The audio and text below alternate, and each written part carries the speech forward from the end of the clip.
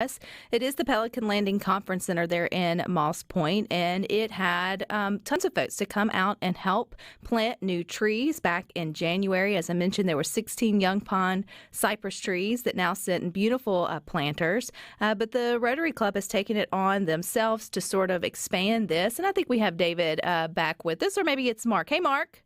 Hey, I'm sorry. We have technology. You have to love it. You have to love it and you have to hate it, but you know what? Trees are still growing no matter what technology buzz that we have or problems we have here today on Good Things. So I just want to know, how did the Rotary Club connect to this idea? They are gorgeous. You're right there in Moss Point. They're some of the longest living trees. When did you guys decide, you know what? Our community needs more of those? Well, we've been talking about it for a long time, Rebecca, but, we have, frankly, a new administration in Moss Point. The Rotary Club there has been active for many, many, many years.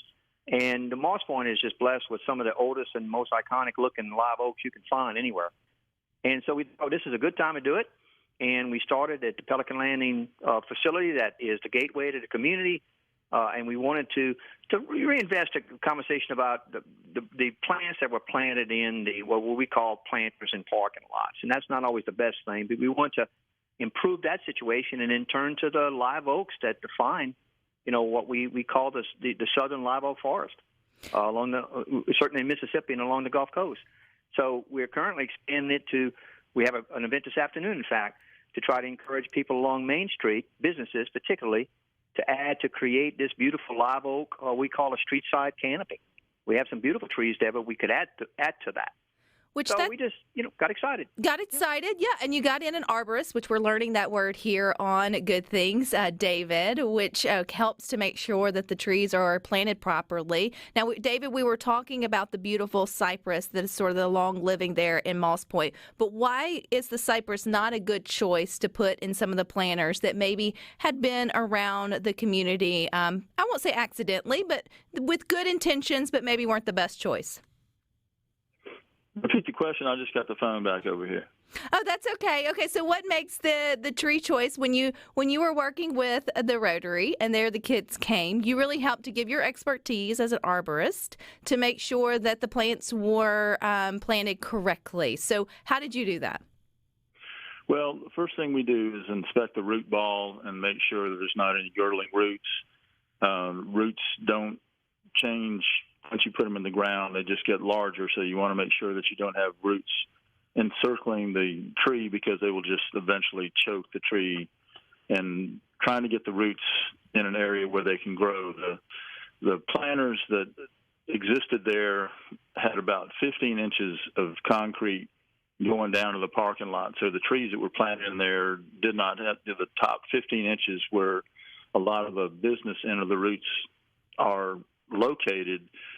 They could only grow into concrete. So we lowered the grade down to the bottom of the well and tried to get the roots down where they can get actually into soil. But we have to inspect all the root balls, and if there's roots that are circling around, we correct them, we remove them. A lot of times you have to remove roots of any potted plant before you plant them in the ground because they, like I said, they won't move once you put them in the ground. They just get larger and larger. So you have to make sure that your root ball is in good shape when you get it into the ground so the roots have clear room to grow out laterally from the trunk. So, does it make you excited, David, to see that there are going to be plants that are appropriate for the planters and the city getting planted all over Moss Point?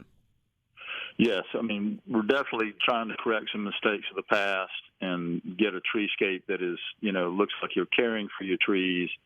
Get trees that have a proper shot to grow to maturity and be an aesthetic value. And, Moss Point has such great natural beauty that putting the pond cypress in there is going to add to the character of that parking lot and eventually get some shade. And I think just be a better fit for trying, you were trying to grow a live oak in a spot that was too small to grow a live oak. You have to get more soil if you're going to grow a live oak. So I think doing that and trying to enhance the live oak canopy going down Main Street in Moss Point will pay off in time. People don't plant live oaks because they think they're too slow growing and they won't see them, but I can show you plenty of examples of what a live oak will do in 5 years, 10 years, 15 years. They become quite a tree. And that time is going to pass. And David, maybe you've even passed on some of your knowledge to, I know there were some Girl Scouts that showed up as well as city leaders to help plant those first trees done correctly. Do you hope that they take that on and keep planting trees and get curious about, nature and what our vegetation like trees can do for our communities? Absolutely. I think that's our future, and we have the Girl Scouts name the trees. We give each tree a name and try to get people to adopt them and buy in with, personal ownership. And Rotary has adopted each tree well so that they're going to monitor them so that we can, personally weed them. And we put some tree guards on there because the biggest cause of death I see in newly planted trees everywhere is weed eaters coming in and just beating the cambium off of them. And so many trees get planted improperly and hit with a weed eater because there's weeds growing around them. So we try to get these tree guards on there, and they're going to personally, go in there and weed. There's only 16 of them, and there's enough people in Rotary and the Girl Scouts included to care for these trees. And once they get up and running, they'll be on their own. And I think the Girl Scouts will get inspired watching these trees as they grow. Well, I'm inspired. So, Mark, the Rotary has sort of taken on this project, and I know it's got big plans to grow these trees all over Moss Point. You even have an event coming up tonight, you had mentioned, Mark. But where's the vision? How big of a vision is this for Moss Point? How many trees does the Rotary hope to plant? As many as we can. No, I'm being a little facetious. But, there are, as I mentioned, there's some really 100-year-old trees in all parts of Moss Point, but there's some holes and, places where development has happened, whatever. And again, imagine, and you've seen it elsewhere in the country or in the South, where you see these avenues of beautiful live oaks on both sides of the road. So we're starting in obvious places where we can get people excited about what they can see. And as David just said, it doesn't take that long for a live oak, newly planted live oak, to start to look like a beautiful tree. So, we're starting there on Main Street. We're trying to engage the business community. Look how beautiful these things are. People are going to enjoy coming down the road. It's not just an avenue for cars anymore. It's something you can look at and do. Of course, we're also looking at other facilities besides Pelican Landing. There's lots of other public parks and various other places where, we can add value. And it's not just live oaks. There are other species we can add. But to David's point, too, we're trying to teach people how to take care of trees. Planting them is the first step, but that's not the last step, right? Well, it is the most, as David says, the planting day is the most important day in the life of a tree, short of it germinating out of a seed. If you don't plant it well, it's not going to survive very well. Planting's the first step. Naming it's the second step. I love that you let the Girl Scouts and the community name some of those trees. Mark, what are some of the names?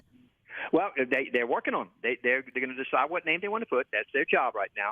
But, it's part of, and we're following in the footsteps of an organization that some people may know is called the Société des Arbres, the Society of Trees, established in the early 70s. And what you do with those is you measure your trees, and there's a clear way of measuring diameter, and you can estimate age and size, and you can name them.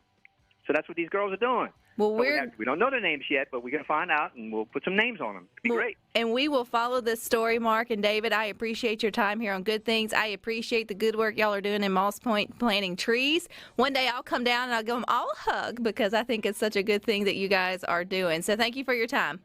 Oh, you're welcome. Look forward to it. You take care. All righty. You guys stick with us. We got more for you coming up next here on Good Things.